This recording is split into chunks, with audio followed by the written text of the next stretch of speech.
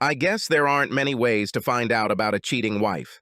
I danced with Marcy Blaine at Harvest Moon Dance, the club my wife and I belong to. This is the Southside Golf Country Club, one of the hippest clubs in Chicago. Unusual things like this make Lucinda happy, and I have the money to make her happy. At least I hoped she would be happy. In any case, Marcy is one of Lucinda's closest friends. She and her husband Charlie shared a table with us, and he wasn't a good dancer, so I played the part of the good guy, giving Marcy a chance to get on the dance floor. We were sliding on the floor, both tipsy, just relaxing, and I said, "You and Lucinda have definitely been spending a lot of time at the gym lately. Are you both training for a marathon, or are you just trying to become even better than you already are?"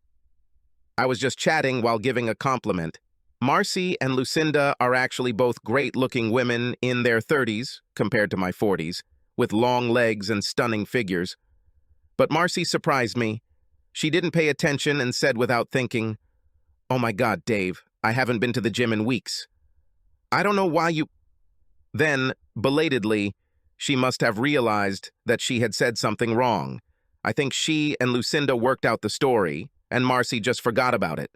I saw her looking at me in horror, so I pretended not to notice. I said, "Eh? Oh, sorry, Marcy. I think you noticed Jack Yelenick at the back of the room. I haven't seen him at one of these dances in years." "So what did you say?"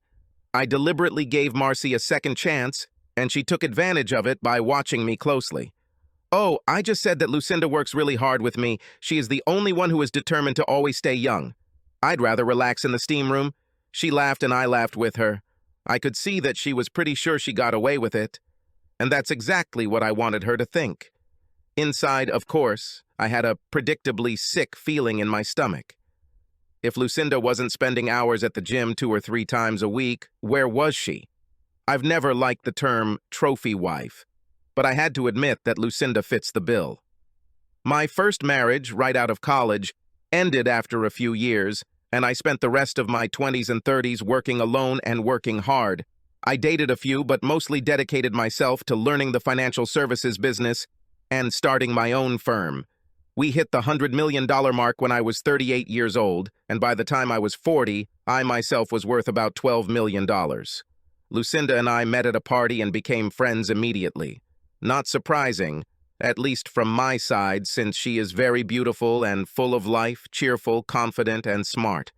It's much less obvious why she was interested in me, although someone could have told her about my money, but she seemed to like me from the start. We dated for 6 months or so before I asked her to marry me. And although I made it clear that marrying me meant an ironclad prenuptial agreement, she was happy to say yes. At her insistence, we had a big, fancy Chicago socialite wedding, and then a honeymoon for 3 weeks in Bali, where she basically tried will fall in love me to death. Did I mention that Lucinda loves sex? Either that or she loves to please me and knows that I love sex. Anyway, all the bouncing we did before and after the wedding made me a very happy person. Now, however, Marcy's accidental slip of the tongue has me wondering if I'm about to become a cliché, the cuckold husband of a trophy wife. It took no more than 2 weeks to figure out the dirty details.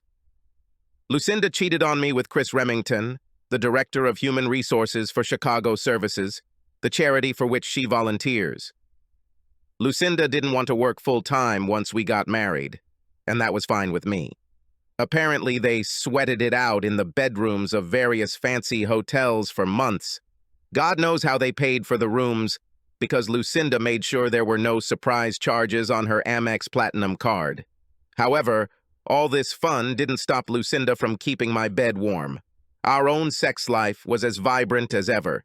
I didn't know if she still really cared about me, or if she was somehow turned on to jump into bed with me after returning from her boyfriend. But it didn't matter. Now that I knew I was sharing her, our marriage had to end. But you don't succeed in business by being hot-headed and acting on emotions, and I've been pretty successful in business.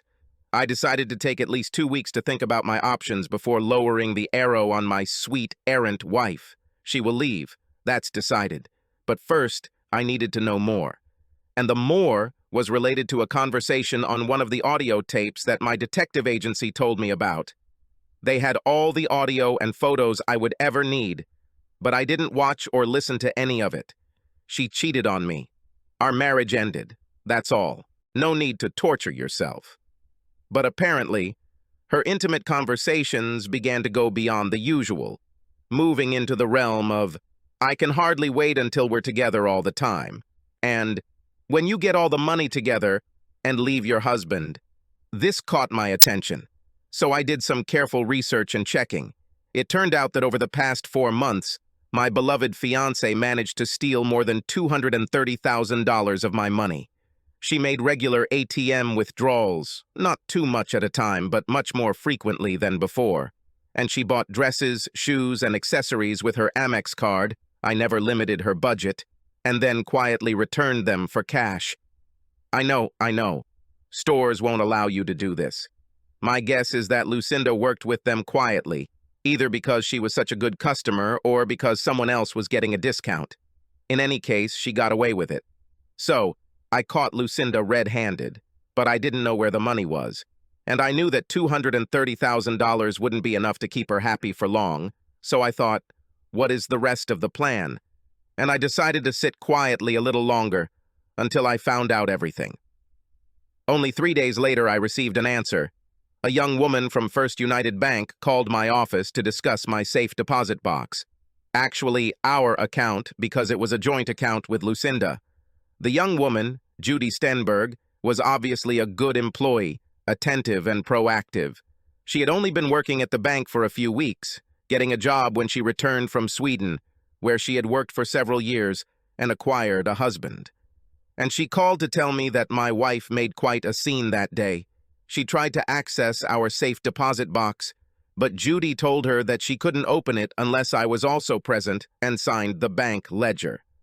It seemed that Lucinda was being too ostentatious about her feelings, and Judy needed the help of 2 guards to get her to leave.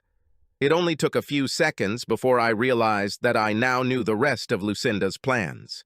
In our safe deposit box, among various legal documents that had no financial value, there was approximately $2 million worth of jewelry that I bought for my beloved wife, a dazzling diamond necklace, several diamond earrings, and a sapphire and diamond bracelet. I always thought that, whatever my other charms, it was these expensive purchases of mine that convinced Lucinda of my potential as a husband. And now it seemed that she was considering these trinkets as a nest egg for her and Chris, her young lover, to elope. A few more days of audio observations provided the rest of what I needed. Lucinda has already given Chris the money. It seems that she really trusted her lover. They bought plane tickets for 2 separate and carefully planned trips to Rio de Janeiro. All that's left for Chris to do is impersonate me at the bank and help Lucinda get the jewelry out of the safe. After that, they will be on their way. Whoever said, "Knowledge is power," is absolutely right. The rest was child's play. On the morning of Thursday, November 19th, Lucinda wanted to wake me up early. She also had a good way of doing it, waking me up with sex. She then pulled me into the shower where we played for a bit while we washed ourselves. "That was a good start to the day, honey," I said. "Is there a special occasion today?" She smiled back and handed me the coffee. "Not at all, Dave. I just wanted to make sure you knew how I feel about you." She came and sat on my lap, snuggling and feeding me a piece of bacon. We hugged and kissed until the end of breakfast, and then I went to get dressed for work. As I was putting on my coat, she came down into the hall and said casually, "Oh, by the way, honey, this damn board meeting has been moved to the evening, so I might be pretty late. It's a big nuisance, but I promised I'd go. Would you forgive me?" I received another big hug and kiss along with a question, and of course I told her it was okay. It's not hard to see what she meant. She made me not worry, giving myself a few extra hours before I wondered where she had gone. I smiled as I sat at my desk. Today was the day, and everything was in place. Lucinda's flight was scheduled to depart at 2:35, and Chris's flight on another airline was scheduled to depart at 3:15. My people would be at the airport by noon, and when Chris tried to board, he would be arrested. I had evidence to show that the money was mine. Well, Lucinda's and mine, and there was little doubt that he would end up in jail for some time. But no one was going to bother Lucinda. She'll check her bags, board the plane, and be on her way. About 19 hours and 4 flights later, she would land in Rio, ready to start her new life with Chris. A lot of money and a lot of valuable jewelry. The only problem was that there would be no Chris and no cash. My phone rang just after 11:30. As expected, it was Judy Stenberg. "They were here," she said. "As you predicted, your wife came with someone else. A tall guy, a little younger than her. He signed your name, and they spent a few minutes with the safe and then left." I smiled widely. "Thank you, Judy. You helped me a lot, and I really appreciate you allowing me to calmly enter my cell the other day once I explained the situation."